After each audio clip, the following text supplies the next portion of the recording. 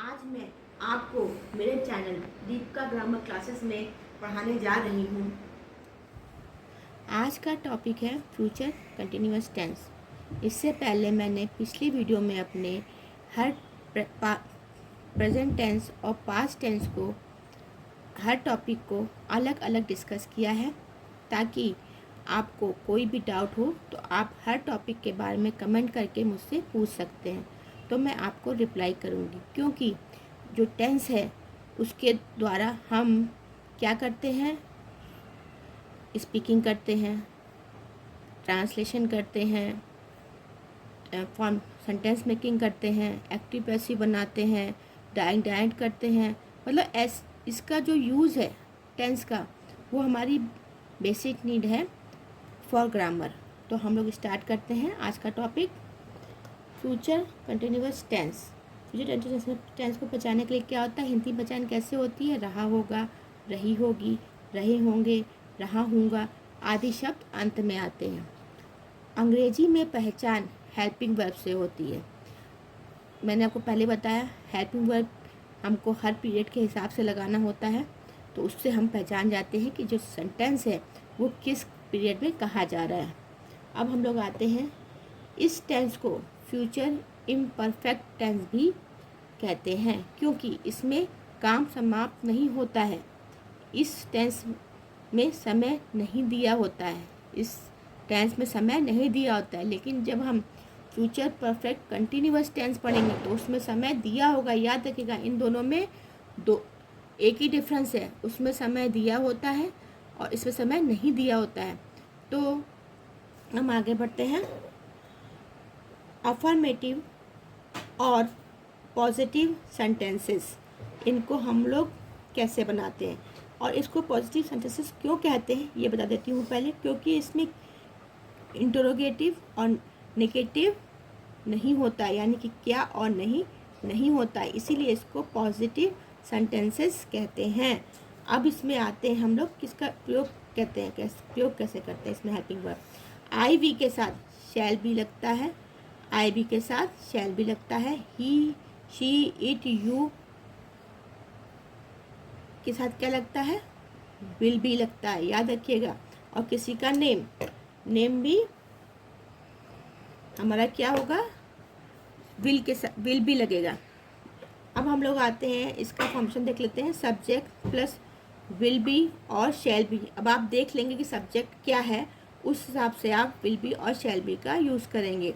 Plus verb की ING form, continuous मतलब verb की आईएनजी फॉर्म, कंटिन्यूअस कहीं भी लगा हो आपको वर्ब की आईएनजी फॉर्म यूज़ करना है। जैसे कि अब आप मान लीजिए प्रेजेंट कंटिन्यूअस की बात कर लीजिए, पास्ट कंटिन्यूअस की बात कर लीजिए, प्रेजेंट परफेक्ट कंटिन्यूअस की बात कर लीजिए, पास्ट परफेक्ट कंटिन्यूअस की बात कर लीजिए, फ्यूचर परफेक्ट कंटिन्यूअस की बात कर लीजिए। और ये तो हम लोग पढ़ ही रहे हैं, तो इसमें हम लोग जानेंगे कि जहाँ पे कंटिन्यूअस लगा होता है वहाँ पे वर्ब की आईएनजी फॉर्म लगती है, plus object plus other word.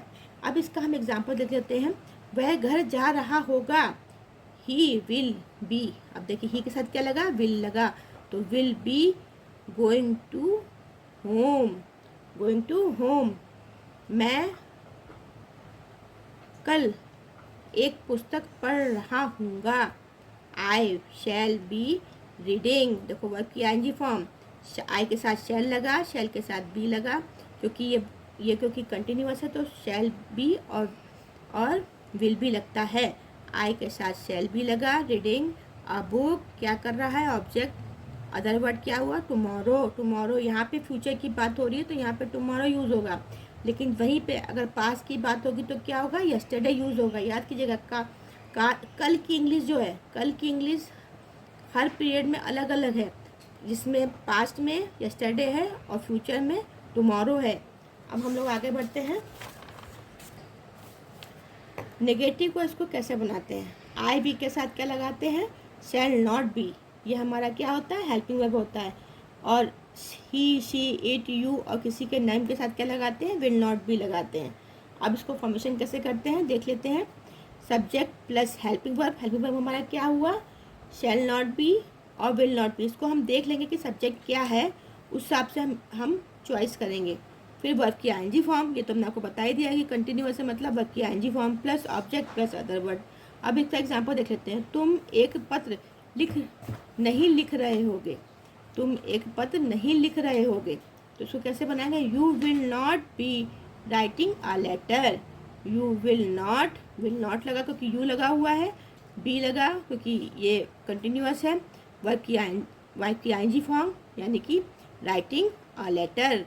आ लेटर इसलिए लिखा क्योंकि एक पत्र है, ठीक है। अब आते हैं हम लोग, मैं अपना पाठ याद कर रही होगी, मैं अपना पाठ याद कर रही होंगी, तो यहाँ पे कैसे बनेगा? आई। अब देखिए आई लगा है तो शैल लगेगा, शैल नॉट बी, ठीक है। तो नेगेटिव में हमारा क्या हो गया? Helping verb shall not be और विल नॉट बी। तो आई बी के साथ शैल लगता है, बाकी सबके साथ विल नॉट बी लगता है। अब हम लोग आते हैं लर्निंग, ये क्या है? आईएनजी फॉर्म है लर्न की, लर्निंग माई लेसन, ठीक है। अब हम लोग आते हैं इंट्रोगेटिव सेंटेंसेस कैसे बनाते हैं। जब प्रश्नवाचक शब्द वाक्य में पहले आए तो कैसे बनाते हैं? प्रश्नवाचक शब्द क्या होते हैं मैंने बताया है, वाई, विच, हुम, वाई, ये सब क्या है? हमारे प्रश्नवाचक शब्द हैं। तो अब हम लोग आते हैं इसको कैसे बनाते हैं।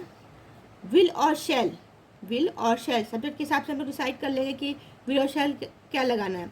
फिर सब्जेक्ट के बाद बी लगाएंगे प्लस वर्ब की ING form plus object plus other word. क्या वह गाना गा रहा होगा? विल। अब क्या हो गया? ही लगा तो क्या लग गया? विल। और ही बी, सब्जेक्ट के बाद क्या आया? बी। सिंगिंग वर्ब की ING form plus a song.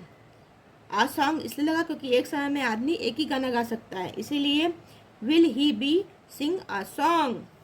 अब आते हैं हम लोग, जब क्वेश्चन वर्ड वाक्य के बीच में आए तो हम क्या करते हैं? वही जो क्वेश्चन वर्ड होता है उसकी इंग्लिश हम पहले लेते हैं बिफोर में, जैसे वाई, विच, हुम, हु, ये सब क्या होगा? क्वेश्चन वर्ड होंगे हमारे। प्लस विल और शैल मैंने बताया सब्जेक्ट के हिसाब से लगेगा, सब्जेक्ट के बाद बी आएगा प्लस वर्ब की ING form plus object plus other word. ये हमारा इस तरह से प्रयोग होगा। कैसे प्रयोग होगा? क्वेश्चन वर्ड प्लस विल और शैल सब्जेक्ट के हिसाब से यूज होगा, बी सब्जेक्ट के बाद आएगा प्लस वर्ब की ING form plus object plus other word. अब इसको हम इसका एग्जांपल देख लेते हैं। कल इस समय वर्षा कहाँ हो रही होगी? कल इस समय वर्षा कहाँ हो रही होगी? वेयर विल, देखिए अब कहाँ की इंग्लिश क्या होती है? वेयर। विल क्योंकि इट है तो विल लगेगा और सब्जेक्ट के बाद बी लगा। रेनिंग, रेनिंग मतलब वर्ब की आईएनजी फॉर्म।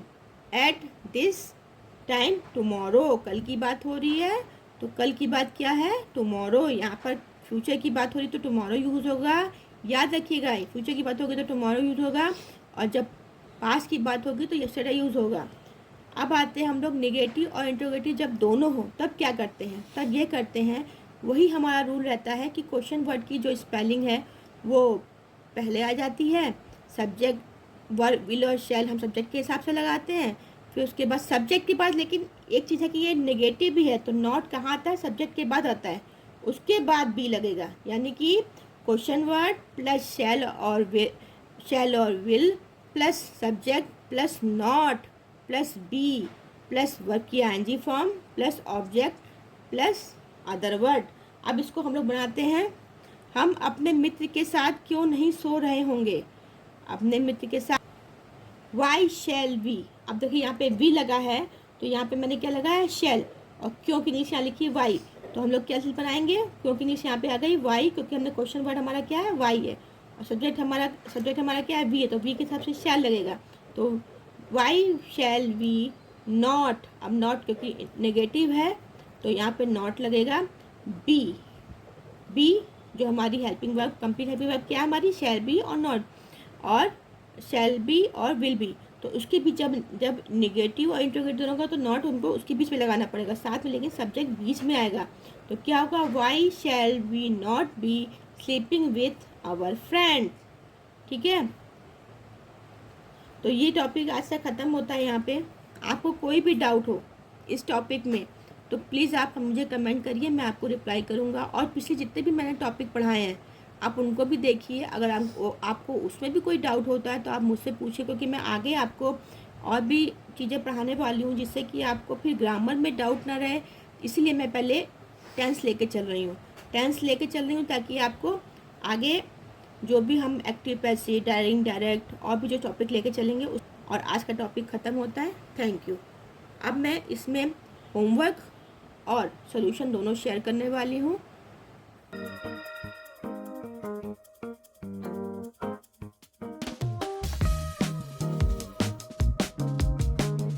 पसंद आया तो आप मेरे चैनल दीपिका ग्रामर क्लासेस को लाइक, शेयर, सब्सक्राइब और बेल आइकन को क्लिक करें। इससे क्या होगा कि आपको मेरे जो भी वीडियो हैं फटाफट मिलेंगे और आपके सारे डाउट्स क्लियर होंगे। अगर आप शेयर करेंगे तो आपको जो भी आपके दोस्त हैं उनको भी अच्छी हेल्प मिलेगी।